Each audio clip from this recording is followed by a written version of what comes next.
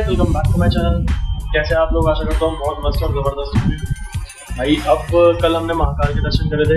आज हम सारे यहाँ पर जितने भी उज्जैन में छोटे छोटे मंदिर है, जैसे जो काल भैरव वाला मंदिर है, काफ़ी सारे मंदिर हैं, उनके दर्शन करेंगे आज।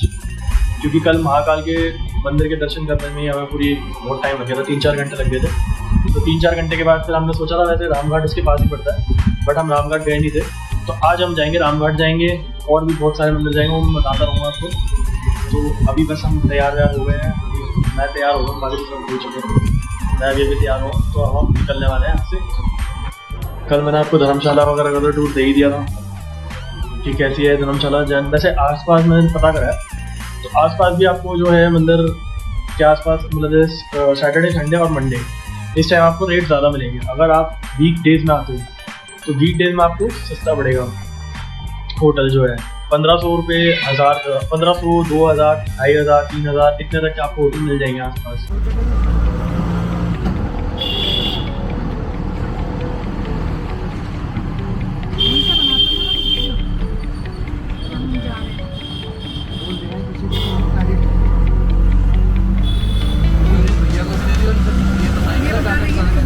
हाँ भैया, हम कहाँ जा रहे हैं बताओ? काल भैरव जा रहे हैं। मतलब वहाँ पर कितने किलोमीटर है यहाँ से? कितना? 6-7 किलोमीटर के राउंड में। अच्छा, 6 किलोमीटर के राउंड में ही है। अच्छा, क्या क्या जगह है 6 किलोमीटर राउंड में? हाँ, क्या क्या है 6 किलोमीटर के राउंड में? क्या क्या? ठीक है, शांतिपनी आश्रम, अच्छा, कालिका, भरतरी गुफा, अच्छा, और मणिभद्र और सिरवट। अच्छा, 7-8 जगह हो जाएंगे। 6-7 किलोमीटर 6-7 किलोमीटर के राउंड में सारी चीज़ें। तो वैसे पास में ज़्यादा दूर नहीं है ना? 1-1 किलोमीटर के, 1-2 किलोमीटर के हो गया ना। सबसे पहले हम जा रहे हैं काल भैरव, है ना भैया? काल भैरव आखिरी में, वहाँ भीड़ ज़्यादा रहती है। काल भैरव हम जाएंगे, ज़्यादा नहीं खराब हो जाएगा। अच्छा अच्छा अच्छा। शनिवार ऐसे भीड़ होगी ना, शनिवार की भीड़ करेगी। तो हम सबसे पहले अभी और भी कम नहीं लेगी। अच्छा, तो अब सब राखी का उसने निकलना है। हाँ हाँ, कल ही परसों है। तो सबसे पहले हम कहाँ जा रहे हैं भैया? गढ़तरी गुफा में जा रहे हैं। हम अभी गढ़तरी गुफा में जा रहे हैं। सबसे पहले हमारा स्टॉपेज नहीं जाएगा भरतरी। अच्छा, कौन सी कोई गुफा में जा रहे हैं? गुफा में जा रहे हैं। ये भरतरी कौन थे? राजा भरतरी थे। राजा था भरतरी। अच्छा,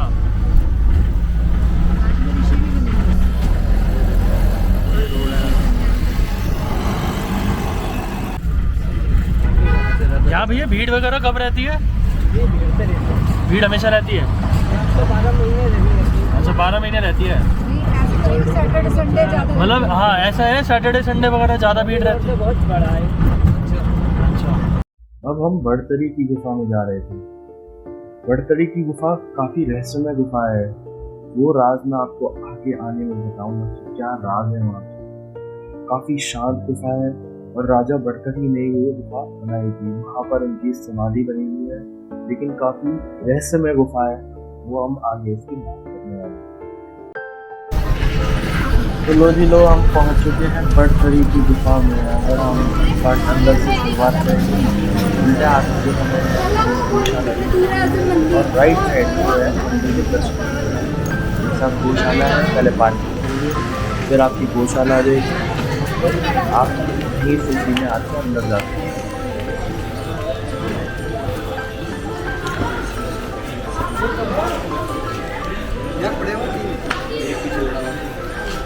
ये देखो भाई, 3 जैक पड़े, 3 है।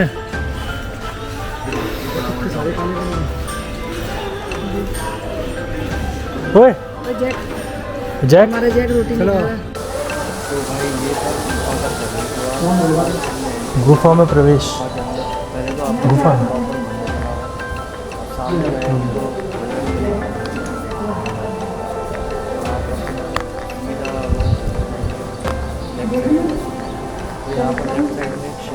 RRB छनेरी के दर्शन भी थे। एक आ छोड़ दूसरी भी है क्या? 2 है, उसके में ये भरतरी राजा थे।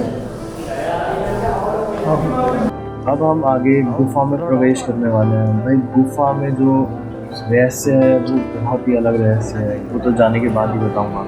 पर अभी मैं आपको इस जगह का महत्व बताता हूँ। ये काफ़ी रहस्यमय जगह है। आपको यहाँ पर टोटल 2 गुफा देखने को मिलेंगी। 2 गुफा में भी एक गुफा एक अलग है, दूसरी गुफा अलग है। दूसरी गुफा जो है वो इंटरकनेक्टेड है, बीच में बहुत लंबी बड़ी गुफा है। तो यहाँ से अगर हम जैसे सीधा सीधा चलते रहेंगे तो हमें गुफा देखने को मिलेगी। 2 गुफा है यहाँ पर। तो ये कहानी काफ़ी लंबी है।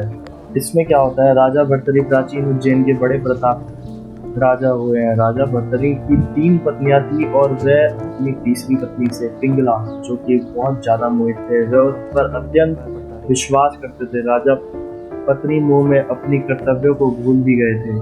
उस समय उज्जैन में एक तपस्वी गुरु गोरखनाथ का आगमन हुआ। गोरखनाथ राजा के दरबार पहुंचे। भर्तरी ने गोरखनाथ का उचित आदर सम्मान किया। इससे तपस्वी गुरु अति प्रसन्न हुए और प्रसन्न होकर गुरु गोरखनाथ ने राजा को एक फल दिया और कहा कि इस फल को खाने से आप जीवन भर तक जवान रहेंगे, कभी बुढ़ापा नहीं आएगा आपको। चमत्कारी फल देकर गुरु गोरखनाथ वहां से चले गए। राजा ने फल लेकर सोचा कि उन्हें जवानी की और सुंदरता की क्या आवश्यकता है, क्योंकि राजा अपनी तीसरी पत्नी पर मोहित थे। तो उन्होंने सोचा कि ये फल पिंगला खा लेगी और वह सदैव सुंदर और जवान बनी रहेगी। ये सोचकर राजा ने पिंगला को फल दे दिया। फिर रानी पिंगला भर्तृहरि पर नहीं बल्कि उनकी राज्य के कोतवाल पर मोहित थी। यह बात राजा नहीं जानते थे। जब राजा ने वह चमत्कारी फल रानी को दे दिया तो रानी ने सोचा कि यह फल वह कोतवाल खा लेगा तो वह लंबे समय तक उसकी इच्छा पूर्ति करता रहेगा। रानी ने ये सोचकर चमत्कारी फल कोतवाल को दे दिया। वह कोतवाल एक वैश्य पे प्रेम करता था।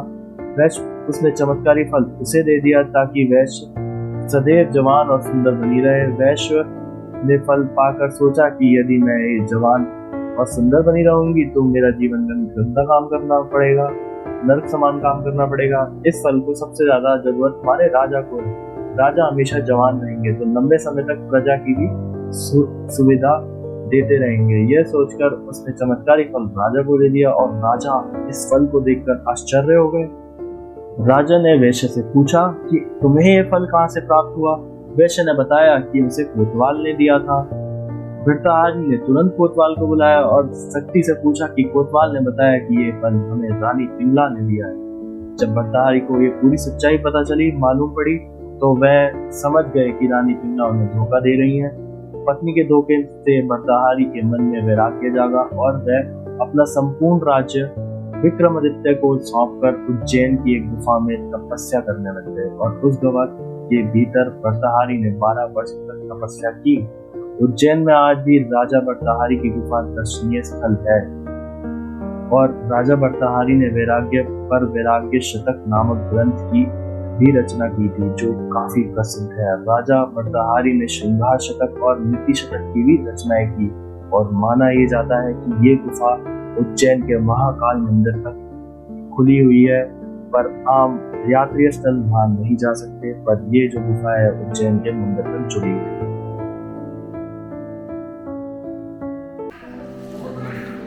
ये मंदिर के ऊपर का स्थल है। यहाँ पर भगवान गोरखनाथ, जो गुरु गोरखनाथ थे, उनकी मूर्ति बनी हुई है यहाँ पर। तो यहाँ पर सभी यात्री दर्शन करने इस मूर्ति के आते हैं।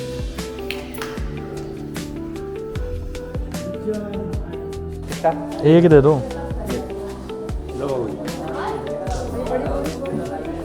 बड़े वाली भरी हुई ले लो। अरे भैया ये ले लो, ये वाली ले लो, एक ही जैसी भरी हुई है। दे रहे मैं? दे दी पापा, दे रहे। दे रहे? अच्छा उधर दे रहे क्या?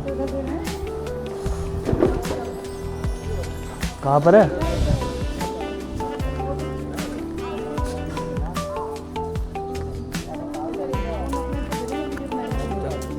कौन सा बनाएगा, किससे बनाएगा? कैच इसमें से निकालना। अबे ये हाथ में लगा हुआ है ना, इसमें से निकाल, दिखा इधर से। हाँ इसमें छपा हुआ है क्या? हाँ यही तो कह रहा हूँ, इसमें से निकाल, इसमें निकाल। इसके अंदर वो रखे हुए हैं, ध्यान से रखे हुए। क्या रखे हुए? हाँ ये चिप लगी हुई है, ध्यान से रखे हुए। नहीं जरूरत नहीं है।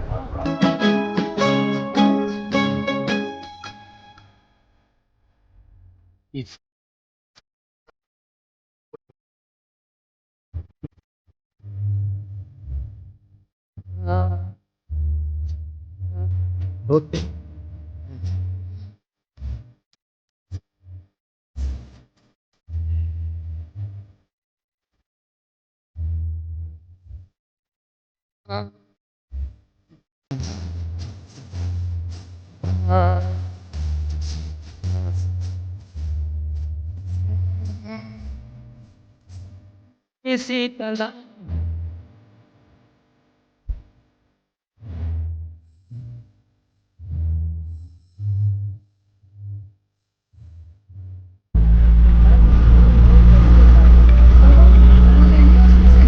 जैसे आते हैं 6-7 सारा बाजार से नमकीन के उसके पैकेट ले लेना थोड़ा बहुत जैसा भी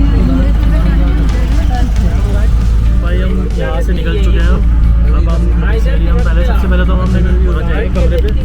मेरा ड्रोन वहाँ रह गया था, ड्रोन ले गए थे। ड्रोन के बाद ले जाने के बाद मैं आपको ड्रोन शॉट भी दिखाऊंगा यार कि कैसा दिखता है, और अगला मंदिर भी बताऊंगा कि कैसा मंदिर है, अगर परमिशन मिली तो। क्योंकि क्या है यहाँ पर है तो खुला इलाका, कि परमिशन मिले ना मिले कुछ पता नहीं है, लेकिन देखते हैं, कोशिश करते हैं। ड्रोन शॉट जरूर लेंगे आपके। भाई आ गया हमारा ड्रोन, ये अब लेके जा रहे हैं हम। यहाँ से निकले हैं, निकल रहे हैं। अब भैया हम कहाँ जा रहे हैं? हम उधर चले शांति पनियास। शांति पनियास जा रहे हैं भैया। शांति पनियास आश्रम। शांति शांति पानी पानी बोले शांति पानी है शांति पानी शांति पानी शांति पानी ये मार्केट है।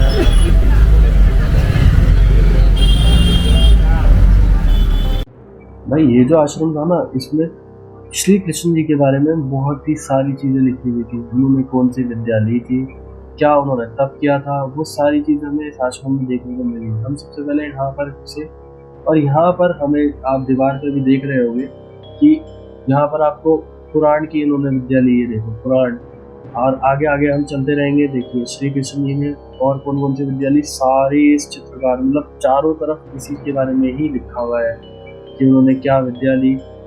जैसे एंट्री करते हैं, एंट्री करने के सबसे स्टार्टिंग में ही हमें देखने को मिलेगा कि उन्होंने पुराण कैसे लिया, पुराण की विद्या ली। अगला जो देखने को मिला वो आपको तर्क देखने को मिला, और अगर हम धीरे धीरे आगे बढ़ते रहेंगे तो हमें और भी चीज़ें देखने को मिलेगी। अब हमने अगला देखा, जो हमें देखने को मिला थियोलॉजी देखने को मिली। उसके बाद जो अगली विद्या थी एटिनोलॉजी जो नृत्य था, और उन्होंने ज्योतिषी भी सीखी थी। और ऐसे हमें चारों तरफ विद्याएं देखने को मिली। आप अगर देखते रहेंगे धीरे धीरे, मतलब उन्होंने बहुत सारी विद्या ली थी। ये तो छोटी सी चीज़ है, आपको ये छोटी तर्क दी। अभी मैं आगे आपको एक कुंड दिखाऊंगा, और कुंड में आपको जो चीज़ें देखने को मिलेगी वो आज तक आपने कहीं देखी नहीं होगी।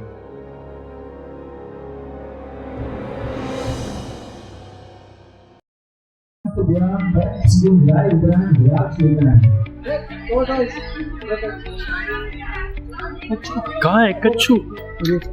नड़िया निकाल दो।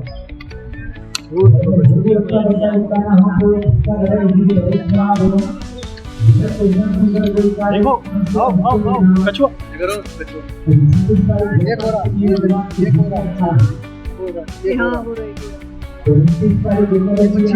मच्छी ऊपर आई थी।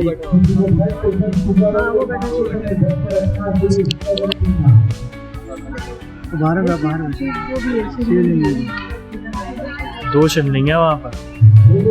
ये आगे देखो, देखिए आगे आप ये मछली को देखो ऊपर आ रही है, मछली ऊपर आ रही है।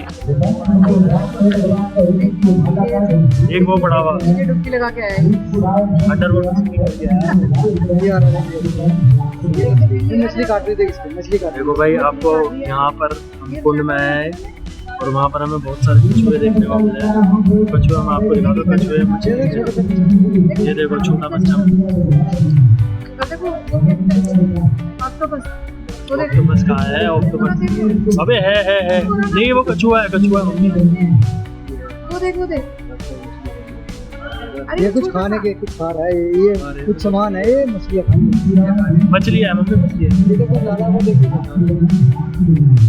ओए कछुए, आजा आजा आजा आजा आजा आजा आजा। चढ़ी थी बैग ऊपर, पड़ गया। ये तो जैक से भी आलसी है, पड़ गया ये तो।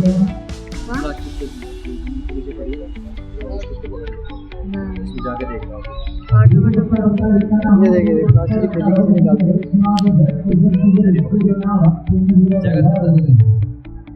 अबे फंस जाएगा। ऊपर ऊपर तो आई नहीं। अब दिखाते हैं गैलरीज ऑफ 64 आर्ट फॉर्म्स। देखिए लगे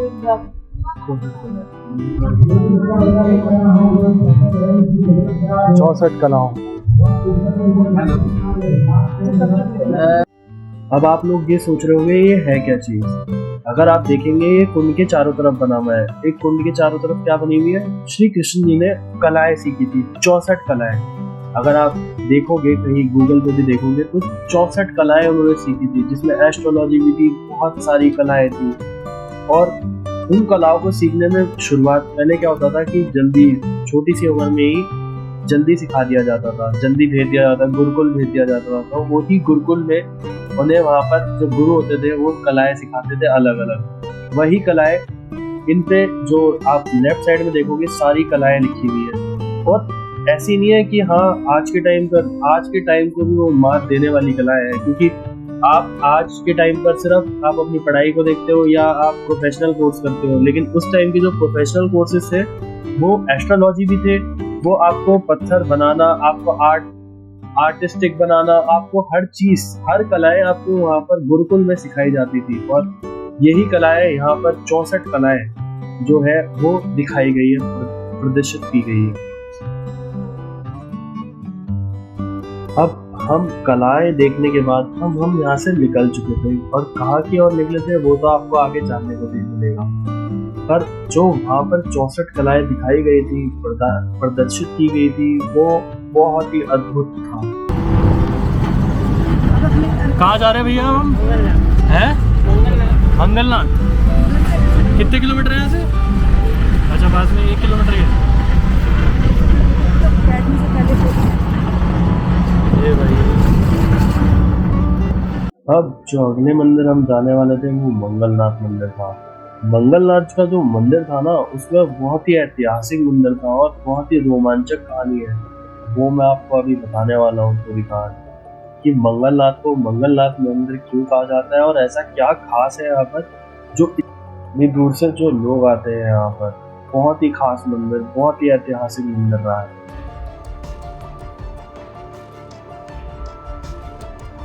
अब सबसे पहले हम बात करते हैं मंगलनाथ मंदिर को मंगलनाथ मंदिर क्यों कहा जाता है, क्योंकि मंगलनाथ मंदिर की बहुत ही ऐतिहासिक कहानी है। सबसे पहले तो हम यहाँ की बात करेंगे कि यहाँ क्यों इतना माना जाता है। वो तो देश में मंगल भगवान के कई मंदिर बने हुए हैं, लेकिन भगवान मंगलनाथ मंदिर में की गई मंगल पूजा का जो महत्व है वो कहीं और नहीं मिलेगा। मान्यता यह है कि पूजा अर्चना करने वाले हर जातक की कुंडली का दोषों का नाश हो जाता है। ऐसे व्यक्ति जिनकी कुंडली में मंगल भारी रहता है वो अपने अनिष्ट ग्रहों की शांति के लिए मंगलनाथ मंदिर में पूजा प्रसारण करने आते हैं। मंगलनाथ मंदिर में जो पूजा अर्चना करने से कुंडली में उपग्रह धारण किया हुआ मंगल शांत हो जाता है। अब हम मंगलनाथ की यहाँ की कहानी की बात करेंगे। कहा यह जाता है कि अंधकासुर नामक दैत्य का शिव जी ने एक वरदान दिया था कि उसके रक्त से सैकड़ों दैत्य जन्म देंगे। वरदान के बाद इस दैत्य ने अवंतिका में तबाही मचा दी थी। तब दिन दुखियों ने शिव जी से प्रार्थना किया कि भक्तों के संकट दूर करने के लिए स्वयं शंभु ने अंधकासुर के से युद्ध किया। दोनों के बीच भीषण युद्ध हुआ। शिव जी का पसीना बहने लगा। रुद्र के पसीने की बूंद की गर्मी से उज्जैन की धरती फट गई और दो भागों में विभक्त हो गई। और फिर मंगल ग्रह का जन्म हुआ। शिव जी ने दैत्य का संहार किया और उसकी रक्त की बूंदों को नव उत्पन्न मंगल ग्रह ने अपने अंदर समा लिया। कहते हैं इसलिए ही मंगल की धरती लाल रंग की है। मामा परिवारस्य विद्या कार्य में, बुद्धि कार्य में, विवाह कार्य में, नौकरी कार्य में, दाम्पत्य जीवन में जन्म विजय की प्राप्ति कराना, भूमि भवन की प्राप्ति कराना, मनोकामना पूर्ण करना। 11 बार जाप करो मन में ओम मंगलाय नमः। अब हमने मंदिर तो बहुत खूबसूरत था और बहुत ही ऐतिहासिक मंदिर था, वो तो देखा ही देखा। साथ में से एक नदी भी जा रही थी और वहाँ के भी नज़ारे बहुत बढ़िया थे। और उसके बाद हमने इस मंदिर के ड्रोन शॉट्स लिए और ड्रोन शॉट्स इतने ज़बरदस्त थे, मतलब मंदिर इतना खूबसूरत लग रहा था, मैंने अभी तक नहीं देखा हुआ। तो अब मैं आपको ड्रोन शॉट दिखाता हूँ।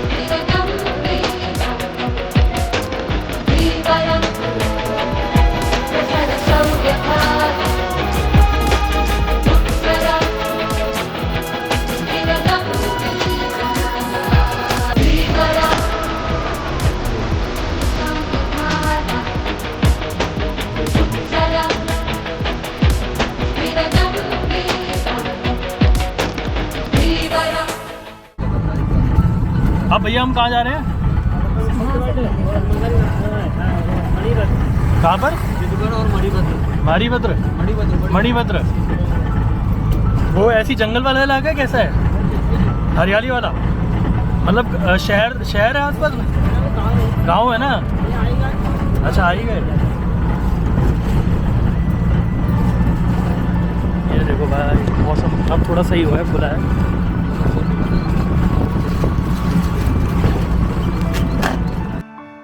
जो मणिभद्र मंदिर है, इसका काफ़ी रोमांचक इतिहास रहा है और काफ़ी पुराना इतिहास रहा है।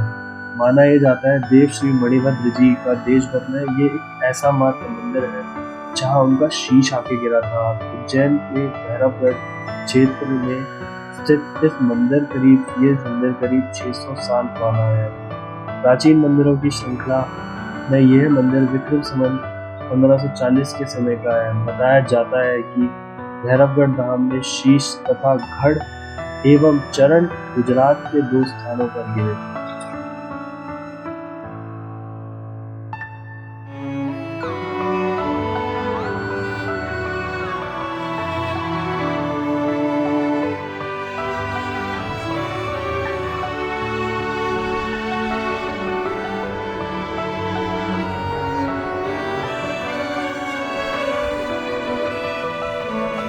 अब महाकाल की नगरी और शिव जी को जल अर्पित न किया जाए तो कैसे सुकून मिलेगा। तो यहाँ पर मणिभद्र में ही शिवलिंग था, तो वहाँ पर हमने पूजा और अच्छी तरीके से हमने वहाँ पर जल चढ़ाया शिव जी को। बहुत ज़्यादा भीड़ थी, बट हम जल्दी जल्दी में हमने जल वगैरह चढ़ाया और पूजा करी।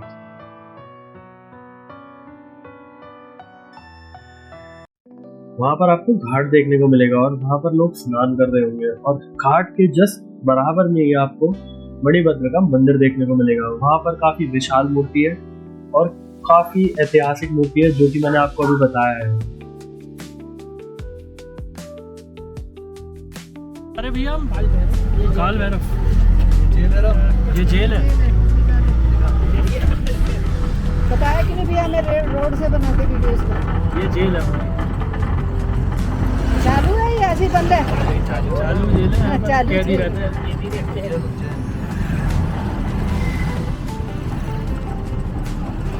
जैसे यहाँ पर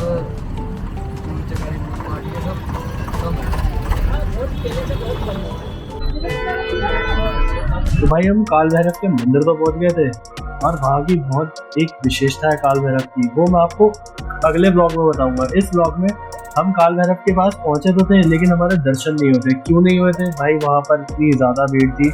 अगर आप दिन में नंबर आते, क्योंकि उस दिन था शनिवार, अगर आप दिन में आते ना वहाँ पर, तो आपका रात को नंबर आता। इतनी ज़्यादा भीड़ थी वहाँ पर। अभी आपको दिख भी रही होगी भीड़, बहुत ज़्यादा भीड़ है। लाइन अंदर, मंदिर बहुत ज़्यादा अंदर है और लाइन बहुत बाहर से शुरू हो जाती है, वो आपको अभी देखने को मिलेगा। अगर आप वहाँ पर देखोगे ना, मंदिर में मिलेगा तो पहले जो आपको सामान देखने को मिलेगा, लेकिन वहाँ पर आपको शराब की दुकान देखने को मिलेगी। शराब की क्यों दुकान है वहाँ पर, वो आपको अगले ब्लॉग में पता चलेगा कि क्यों यहाँ पर शराब की दुकान खुली हुई है, और वो भी मंदिर के जस्ट सामने। ये देखो लेफ्ट साइड में ये मंदिर बना हुआ है, और ये देखो भाई लाइन देखो, मतलब आप देखोगे यहाँ पर 3-4 बैरिकेडिंग्स तो है ही है, अंदर की साइड भी और लंबी लाइन है। मतलब लाइन खत्म होने वाली नहीं है, ये बहुत लंबी लाइन है अंदर तक। मंदिर बहुत ज्यादा अंदर है जाके। और कहाँ से, ये देखो भाई, ये देख रहे हो, यहाँ से ऐसे सर्कल गोल गोल गोल गोल गोल गोल घूम के लाइन है। अब हम वहां से निकल चुके थे। अब हम जो अगली जगह जाने वाले थे, वो अपने आप में ही इतिहास है उज्जैन का, जिसका नाम है गढ़ कालिका के मंदिर। उसका इतिहास काफी रोमांचक है, वो मैं आपको आगे बताने वाला हूँ। अब हम बात करते हैं गढ़ कालिका का मंदिर, जो कि मध्य प्रदेश के उज्जैन के काली घाट स्थित कालिका माता के प्राचीन मंदिर को गढ़ कालिका के नाम से जाना जाता है। देवियों में कालिका को सबसे महत्वपूर्ण माना गया है। गढ़ कालिका के मंदिर में मां कालिका के दर्शन के लिए रोज हजारों भक्त आते हैं। तांत्रिकों की देवी कालिका के इस चमत्कारी मंदिर की प्राचीनता के विषय में कोई नहीं जानता, फिर भी माना यह जाता है इसकी स्थापना महाभारत काल में हुई थी, लेकिन जो मूर्ति है वो सतयुग काल की है। बाद में इस प्राचीन मंदिर को जीर्णोद्धार सम्राट हर्षवर्धन द्वारा किया जाने का उल्लेख मिलता है। सटीक काल में ग्वालियर के महाराज ने इसका निर्माण कराया। ऐसा वाला देख लेना बढ़िया सा। जेल के आसपास भी जेल से, हाँ जेल तो अलग है यार, जेल तो पीछे छोड़ा है।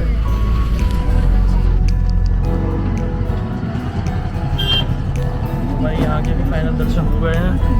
अब हम यहाँ से देखते हैं, अभी तो ऐसे होटल जा रहे हैं, बाकी देखते हैं बीच में अगर शॉट्स वगैरह मिले, ड्रोन शॉट, तो आपको ड्रोन शॉट भी काफ़ी बढ़िया बढ़िया ड्रोन शॉट मैंने भी लिए थे, और अब मैं आगे अगर हो पाया तो दिखाऊंगा, बाकी तो हम होटल जा रहे हैं। तो आ जाओ, आते देख लियो। मम्मी अंधेरा हो जाएगा वहाँ पे, चलो, पानी नजर नहीं आएगा, फिर कैमरे में पानी नहीं आएगा। अब आप लोग सोच रहे होंगे मैं तो होटल आने वाला था, ये मैं कहाँ आ गया? भाई ये जो मैं जगह आया हूँ ना, ये आपने नाम तो बहुत सुना होगा, पर आपने कभी देखा नहीं होगा। इसका नाम है राम घाट। राम घाट की जो आरती होती है ना, वो बहुत ही फेमस आरती है, और बीच से यहाँ पर दीपक जलाए जाते हैं, और रास्ते में जैसे हरिद्वार में होता है ना भाए जाते हैं दीपक, वैसे ही यहाँ पर भाए जाते हैं, और इतना खूबसूरत नज़ारे मिलते हैं आपको, वो अभी हमें देखने को मिलेगा। अच्छा, वहाँ आप एंट्री करोगे ना, आपको चारों तरफ हर लोग वहाँ पर आपको हाथ में दीपक लेके खड़े रहेंगे, और दीपक बेचने वाले भी वहाँ पर बहुत होंगे। आपको माचिस वगैरह कुछ ले जाने की जरूरत नहीं है, वो आपको दीपक के साथ में माचिस भी देंगे, जो कि आप ले जा सकते हो। और वहाँ हर कोई दीपक के साथ खड़ा हुआ आपको देखने को मिलेगा।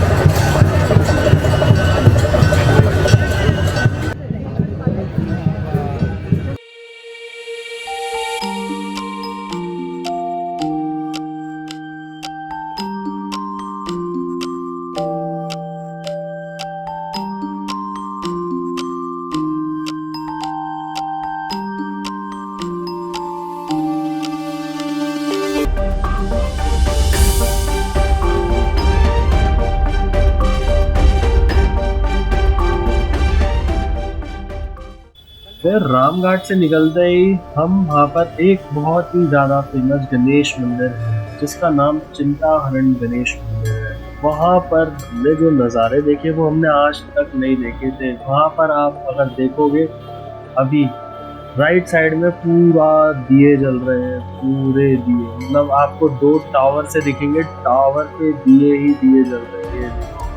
कितना खूबसूरत नज़ारा था। ऐसे दिए जलना हमने पहली बार देखा था।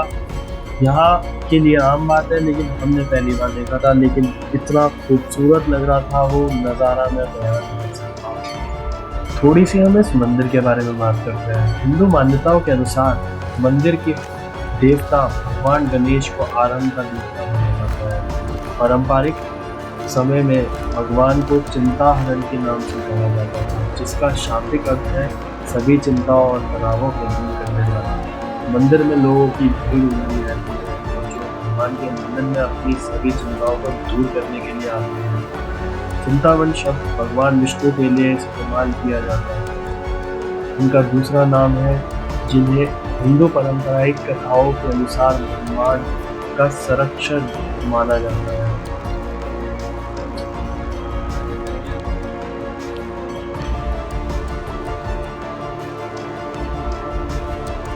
भाई फिर इतना सब कुछ करने के बाद, देखने के बाद, फिर हमने सोचा मार्केट देख लेते हैं। लेकिन इतने टाइम में तो मार्केट सारी बंद हो चुकी थी। पत्थरों की दुकान थी, होलसेल मार्केट, सोने की दुकान, सब चीज़ें आपको थी वहाँ देखने को मिलेंगी।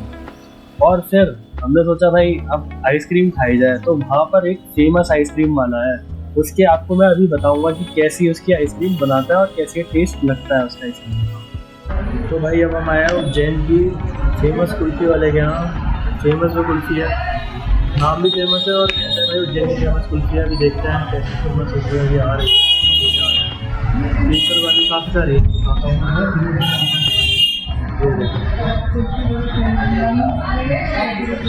ये कुल्फ़ियाँ हैं। हमने तो बेसिकली केसर वाली मंगवाई है और रबड़ी मंगवाई है और एक सीताफल। देखते हैं कैसी है, खा के बताऊँगा। एक केसर वाली कुल्फ़ी देख के टेस्ट करके बताते हैं कैसी कुल्फ़ी है। ये आगे फेमस है, फेमस नाम पे कुल्फ़ी वाला है, फेमस कहता है उज्जैन की फेमस है। देखते क्या टेस्ट है केसर वाली।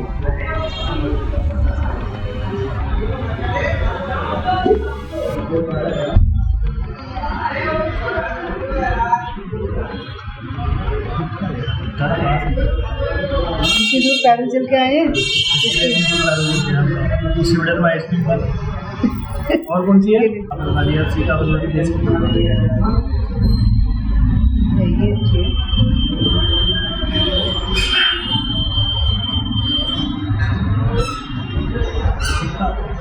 नहीं, पिस्ता तो अच्छा है। अरे रबड़ी कुल्फ़ी ठीक ठाक लगा था, ऐसा बेकार नहीं है, अच्छा है। लेकिन मतलब जब भी फेमस नाम सुन के आता है उसकी एक्सपेक्टेशन क्या बढ़ जाती है, बहुत बढ़िया होगा। बढ़िया नहीं, बढ़िया ऐसे खराब भी नहीं है, अच्छा है। खराब भी नहीं है, बढ़िया भी नहीं, अच्छा है, अच्छा है।